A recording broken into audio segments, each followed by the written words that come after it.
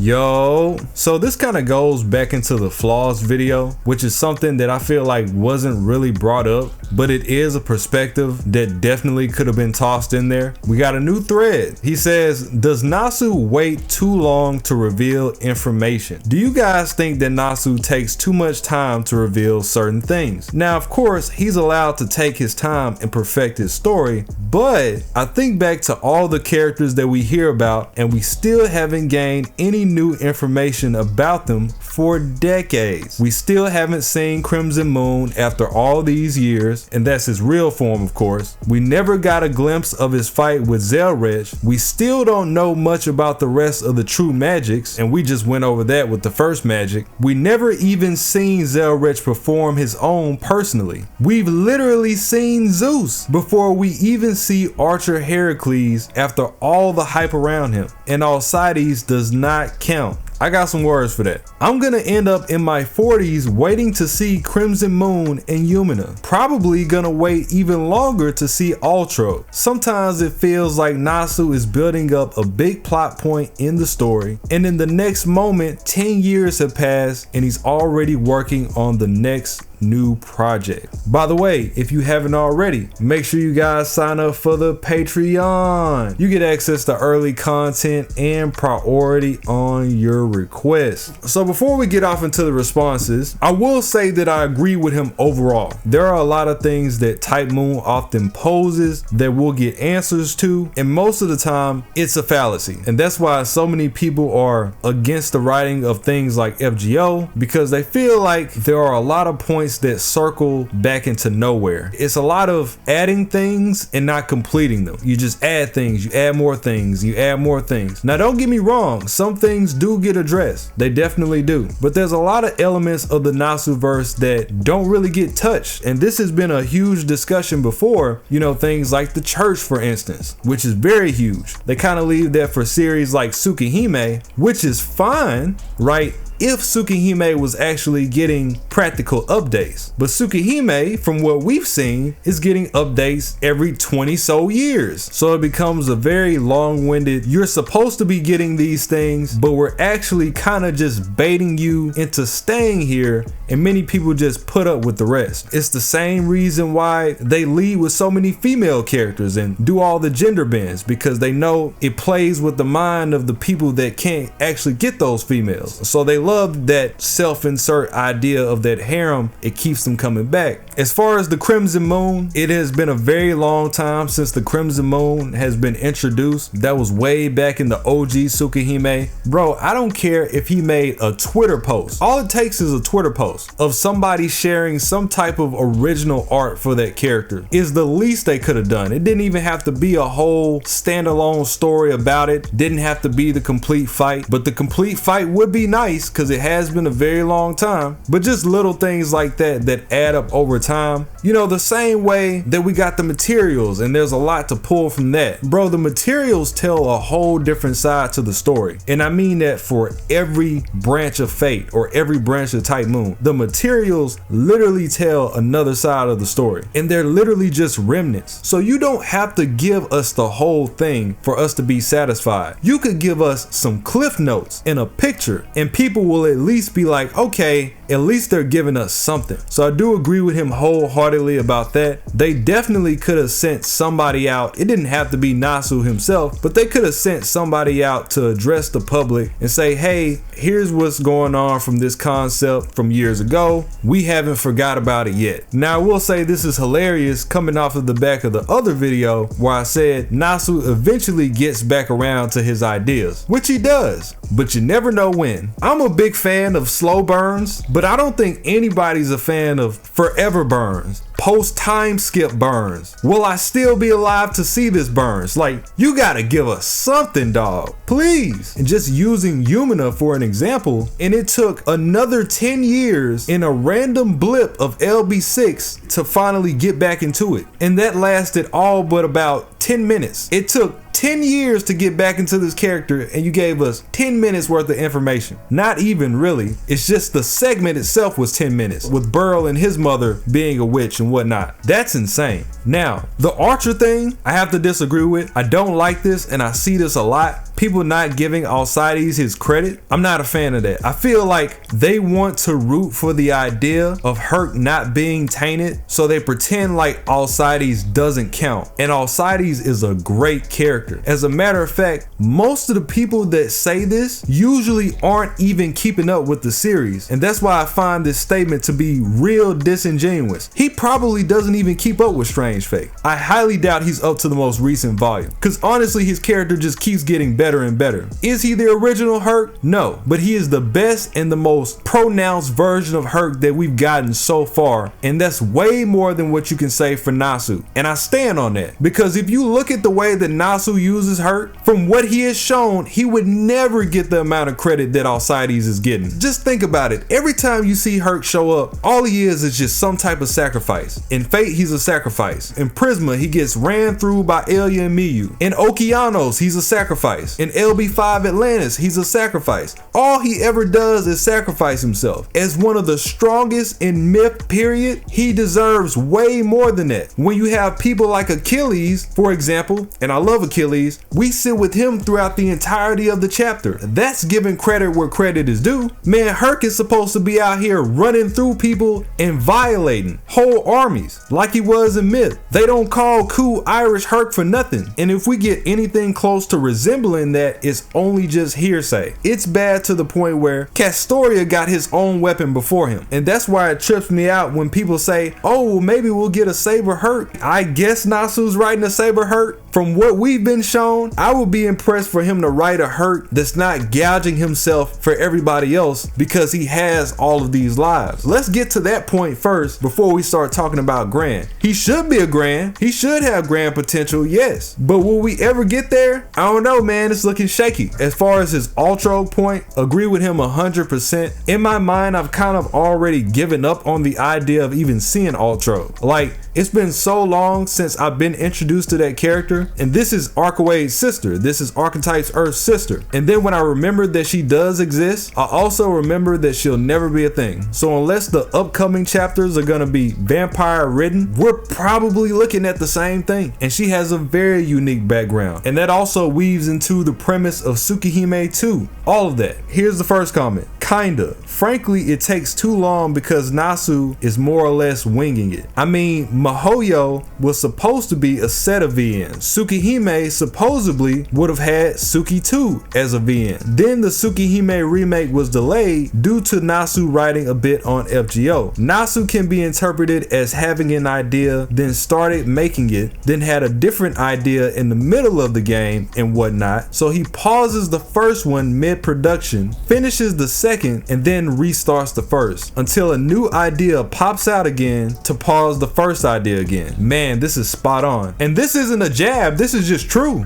In a way, the other writers in Type Moon are more focused to make their first idea to be finished on time, except Meteo. He is worse than Nasu in being unfocused on finishing his works. So if you don't know Meteo, he's done some work on FGO, but he's also the writer of Fate Requiem, which has been ongoing since 2018, right? Guess how many volumes it has? It has 2. He's published 2 volumes in 6 years. That's what the guy is saying. That's an average of a volume every 3 years. You can read a volume in a couple of days, in a week, depending on how focused you are. If we're just going on standard timing, that is not good, okay? That's not good at all. So yeah, for the most part, right now they're spitting. And it's really a shame because the premise for Fate Requiem is so good. It's just another one of those things. I feel that he really does take too long to cash in on ideas that he presents for his own good. And when he does make long-term investments, they're always either hit or miss. I mean, yeah,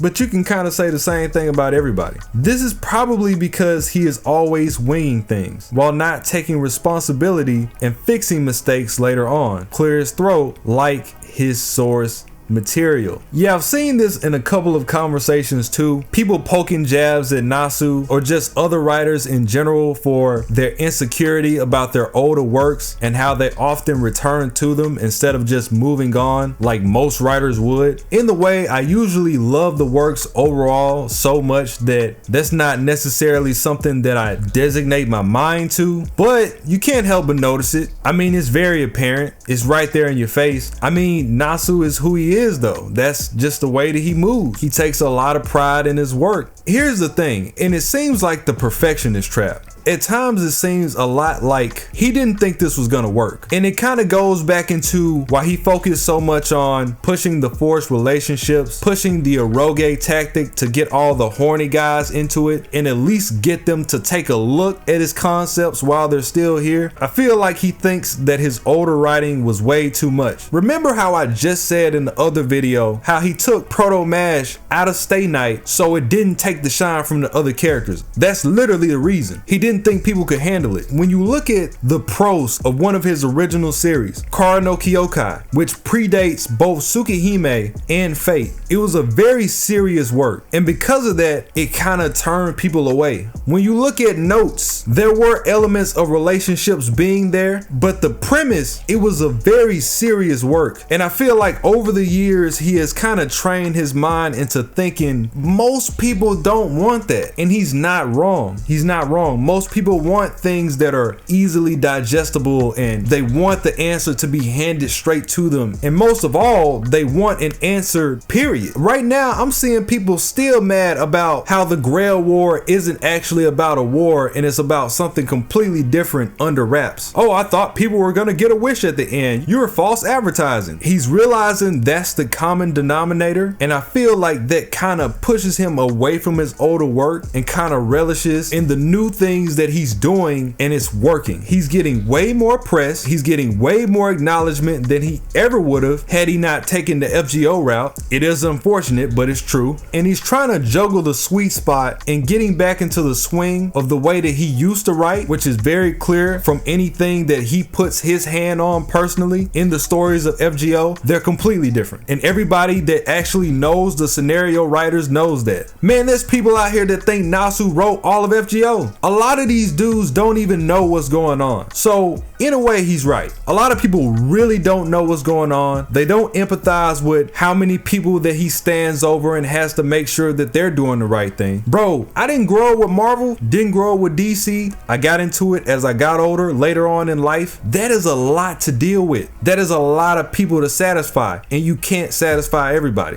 I'm not surprised that he's taking his time with the other works, and this very niche fan base runs his name into the dirt anyway. Bro, that Flaw video was one of my biggest posts on Twitter. It had like 200,000 views. People had so much to say about the way this man wrote 20 years ago. I'm like, damn, y'all act like he wrote the shit yesterday. And I understand that was the point of the post, but I'm just making a point. You kind of get it. Basically, Nasu writes this cool story with a whole lot of epic plot points that's part of the world building. Also, Nasu, I have no idea what to do with this and just ignores it forever. FGO would have gotten the same treatment with Beast and Grand if it had flopped and ended in part 1 as planned, and even then, now with part 2, we still have a whole array of plot points that we've never gotten into. Main one being Da Vinci dropping the Age of Gods was completely dead in 700 BC because of something, and it never got expanded upon. 8 years for the Whore of Babylon Draco, which was in the code since year 1. And yeah, we still aren't done with the data mine servants, and we're almost 9 years in. So there's a lot here too. And speaking of the data mines,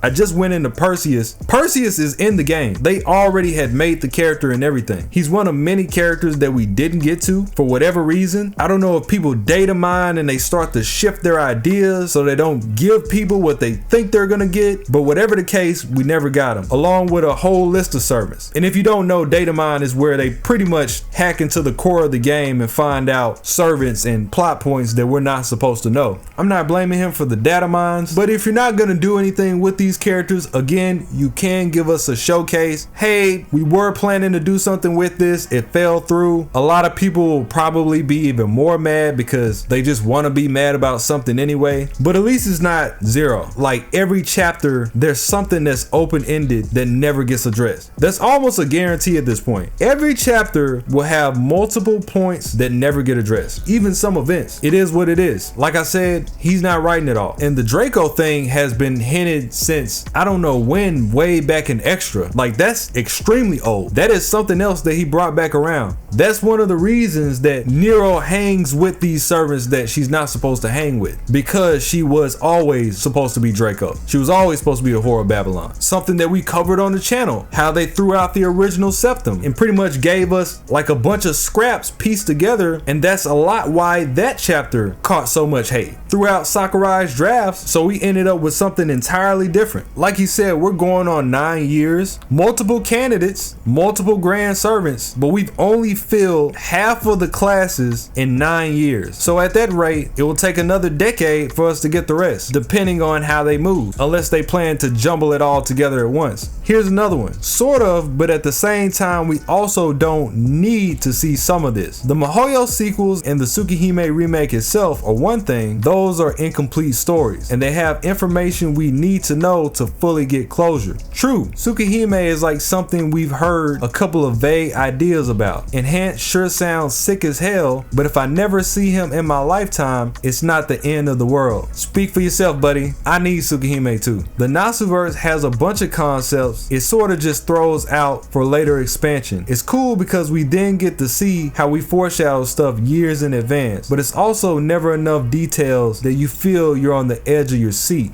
Yeah, every little thing doesn't need exploration. It's cool for some things to just be a mystery. Not the big things, but some things. I don't even think it's realistic to believe that we would always get everything that's introduced. But in cases like FGO, there are too many things that are introduced that don't get circled back around on. And eventually, from an overarching standpoint, you take a step back, not just looking at the chapter for itself, but for the project in its entirety. It's kind of like, yikes. Still love it, but yikes. Like, take Iori for recent example. He was briefly mentioned in Shimosa, and according to Takeuchi, Nasu had a vague idea of what he was like and what he'd do ever since he made Musashi. That being said, if we never saw Iori in Type Moon, it wouldn't have been that huge of a deal because we only heard vague things about him. It's obviously cool, but it's not an obligation. He's right, but this is kind of a moot comparison because we all know nobody was looking for Iori. He's talking about the big things, the blockbuster things. The fact that Zelrech is supposed to be one of the best mages. I've never seen this nigga be the best mage. That's not good. Not even on some hating shit. People be asking me,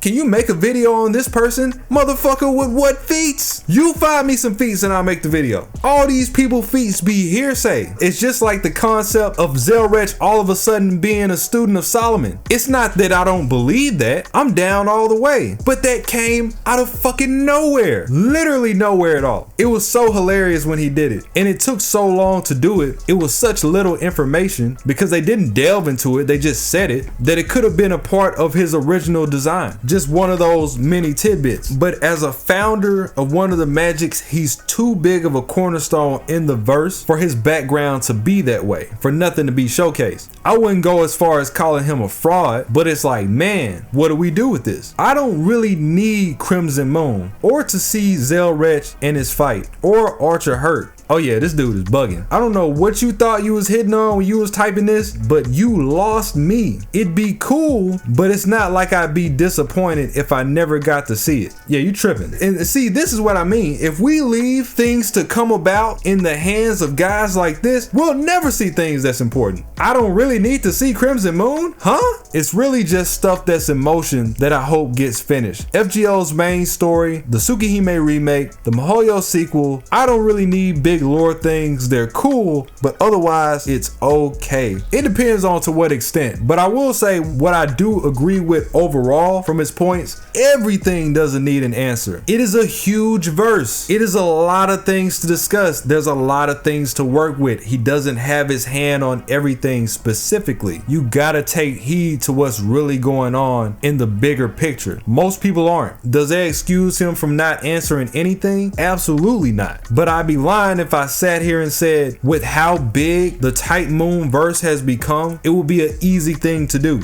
It's not. And again, he can answer every question you've ever asked for, and there will always be somebody that's mad. Well, he gave an answer, but I don't like it. It's like, well, damn, I might as well not even wasting my time giving an answer at all. Here's another one. I don't even think reveal is the right word. So much of what he does feels like an ass pull meant to be a big surprise, a fair amount of which doesn't really age well, and there's very little chance of big surprising them with anything that actually makes a lick of sense. If it made a lick of sense, they anticipated. Frankly, I don't expect him to write his perfect stories because I haven't run into a story of his I'd call perfect. No story is perfect. Now you sound like a hater. And even the guy that responded to this comment is like, do you even like Nasu? He's highly, I don't even know how to say that word. Hold on, let me Google that. I've seen that word before, but idiosyncratic. Idiosyncratic? Synonym for distinct?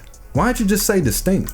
Niggas be trying too hard. You try so hard. Oh. And if you like all of his idiosyncrasies, that's great. But if you don't, he sort of winds up in the creative but sloppy category. Oh, you know, it's so funny that he talks about how bad Nasu's writing is. And like in between his writing, I almost lost the point that he was trying to make because he's trying so hard. And he really didn't say anything that hasn't been said before. I feel like you can't impress a person like this, man. Here's another one. People tend to miss this general issue not just being with long runners, but with fictional media as a whole. Sometimes authors will have things that they're interested in, but quite frankly, have no real idea on how to implement the idea till later on. As the users themselves stated, Iori was mentioned since Shimosa, but he isn't vitally important to the story nor Musashi as a whole, and we don't really need to know too much about him. Right. You can't compare Iori to the Crimson Moon. You can't compare Iori to Zelrech. This is where I feel like people are getting lost in the sauce. You're arguing two different things. Iori was just a blessing out of the sky. We didn't have to get him, but it's amazing that we did. While you can mention sequels to Witch on the Holy Night, as there are things missing about Aoko now as well as Toko